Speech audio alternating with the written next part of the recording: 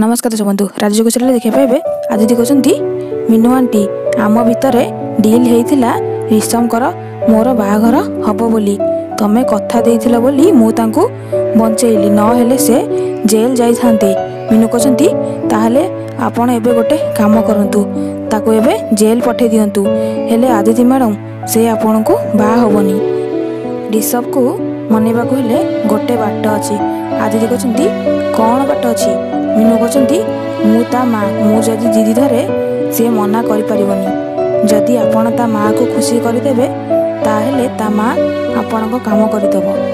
सोना कहते अच्छा एटी ताहले गोटे अलगा योजना चली। आदित्य कहते कह ताहले तमर कौन दरकार कौन पाइले तमें खुशी हब? मीनू कहते बेसी किछि नुहे यही 20 लाख टंका नगद।